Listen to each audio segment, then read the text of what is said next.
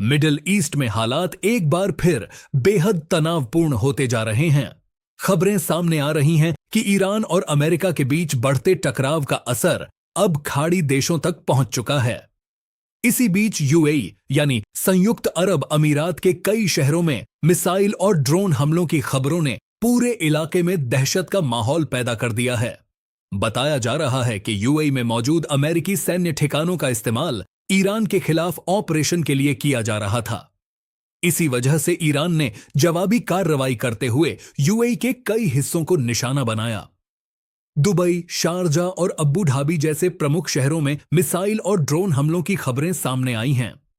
सबसे ज्यादा चर्चा दुबई इंटरनेशनल एयरपोर्ट पर हुए हमलों को लेकर हो रही है। यह एयरपोर्ट दुनिया के सबसे व्यस्त एयरपोर्ट्स में से एक माना जाता है। यहां दिन रात हजारों यात्रियों की आवाजाही रहती है और दुनिया भर से उड़ानें यहां आती जाती हैं। लेकिन हालिया हमलों के बाद वहां का माहौल पूरी तरह बदल गया।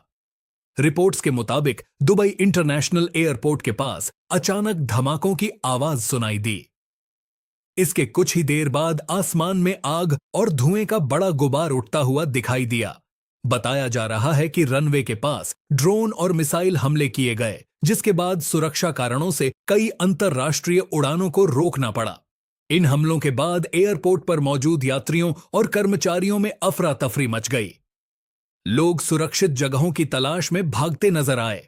कुछ देर के लिए पूरे इलाके में डर और घबराहट का माहौल बन गया। इसी दौरान ईरान की ओर से दागी गई कई मीडियम और लॉन्ग रेंज मिसाइलों ने मिडिल ईस्ट में हलचल मचा दी।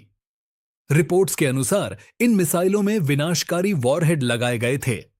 कई मिसाइलों का मुख्य निशाना अमेरिकी सैन्य ठिकाने बताए जा रहे हैं। कहा जा रहा है कि ईरान ने खुर्रम शहर और फतेह जैसी खतरनाक मिसाइलों का इस्तेमाल किया। इन मिसाइलों की मारक क्षमता काफी ज्यादा होती है और इन्हें रोकना आसान नहीं होता। दुबई के अलावा यूएई की राजधानी अब्बू धाबी को भी निशाना बनाया गया।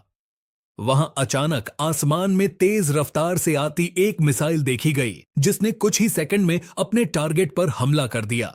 इसके बाद जोरदार धमाका हुआ और आग की लपटें आसमान तक उठती दिखाई दीं। हालांकि यूएई के एयर डिफेंस सिस्टम ने कई हमलों को हवा में ही रोकने की कोशिश की।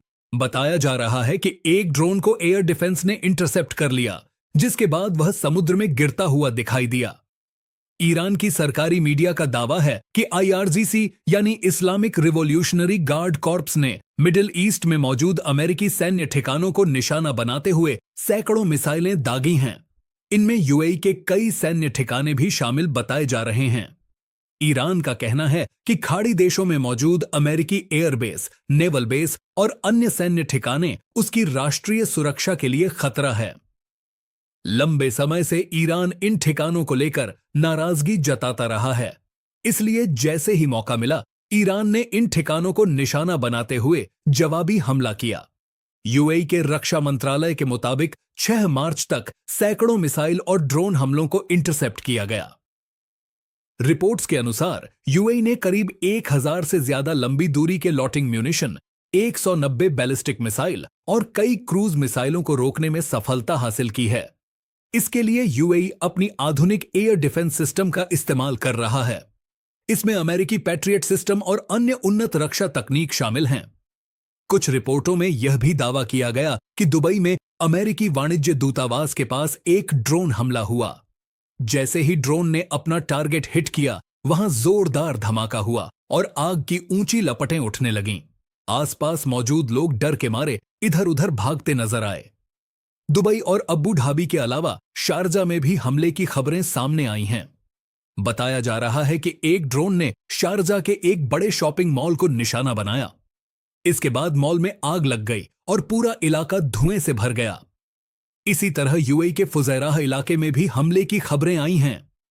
यहां ऑयल इंडस्ट्री से जुड़े एक इलाके में ड्रोन हमला हुआ, जिसके बाद जोरदार विस्फोट की आवाज सुनी गई और आग की लपटें उठती देखी गईं। इन हमलों के बाद पूरे मिडिल ईस्ट में तनाव और बढ़ गया है। कई देशों ने हालात पर नजर रखनी शुरू कर दी है। विशेषज्ञों का मानना है कि अगर यह टकराव बढ़ता है तो इसका असर पूरी दुनिया पर पड़ सकता है, खासकर तेल बाजार और अंतर्राष्ट्रीय व्यापार पर। फिलहाल यूएई और अमेरिका दोनों ही इस स्थिति से निपटने के लिए अपने सुरक्षा इंतजाम मजबूत कर रहे हैं। वहीं ईरान ने साफ संकेत दिया है कि अगर उस पर हमला होता है तो वह जवाब देने से पीछे नहीं हटेगा। अब दुनिया की नजरें इस बात पर टिकी हैं कि आने वाले दिनों में मिडिल ईस्ट का यह तनाव किस दिशा में जाएगा और क्या हालात और ज्यादा गंभीर रूप ले सकते हैं।